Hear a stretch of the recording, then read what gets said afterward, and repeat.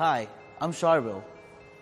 Viewing an application status, confirming an award, and determining if your tuition and books are fully covered are all important parts of the financial aid process. The first step in receiving financial aid is completing the free application for Federal Student Aid, or as it is known, the FAFSA. You can start this process by accessing the FAFSA website at www.fasfa.gov. We recommend you use the IRS data retrieval tool when completing your FAFSA. By doing so, your tax will automatically be completed on your FAFSA. You will save time and reduce the chance of having to provide other documents later. To get started, visit the BC homepage, access the drop-down menu under Login, choose to log in to myBC, and enter your student ID and password. You should familiarize yourself with the myBC general menu, where you can look up your final class grades, request a transcript, register for classes, make payments, and access other important information. But for now, we're going to focus on the financial aid section. To access your application status and confirm what red flags you may have, if any, you'll need to click on the Financial Aid link in the menu. From there, click on Application Status and select the correct financial aid year from the drop-down on the next page. As a new Broward College student, you'll proceed with the default option. Next, click View Status. Red flagged items will appear on this screen. Some red flags are presented as links and allow you to access the required document.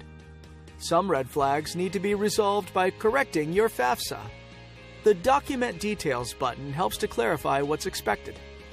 Please note that the debt management red flag doesn't need to be resolved unless you'd like to take out a student loan.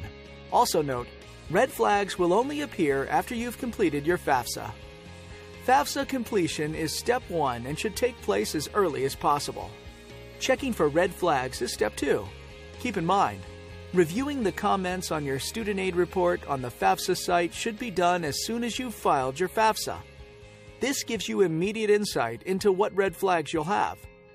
You may then be able to proactively clear some, if not all of them, before the financial office at BC ever contacts you. Once you've submitted the required documents and/or made necessary FAFSA corrections, please wait between 3 to 5 business days before logging in to the application status page. If your red flags have disappeared, you'll be left with a message that reads Required Documents 0. Next, you can click the View Awards button to see what awards are available to you. This page gives you an overview of your awards. Once your red flags have disappeared, you will be ready for awarding. Check the BC Financial Aid website for information on when awarding will begin.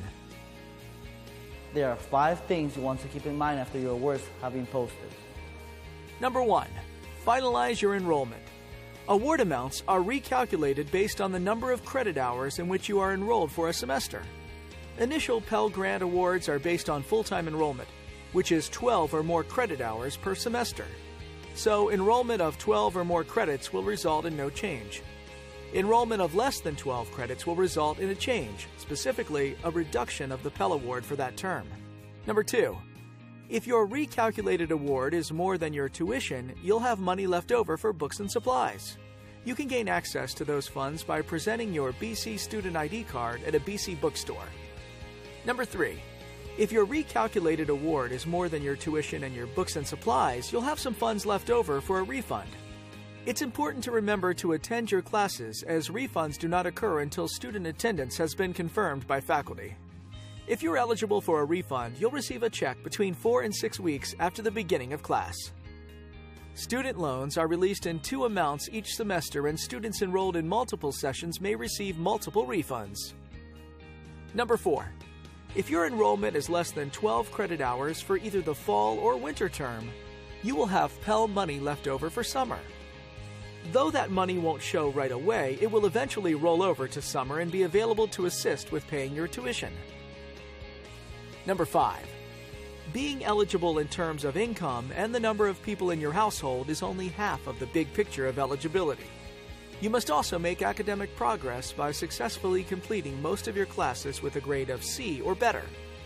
And remember that withdrawals also impact your eligibility to receive financial aid.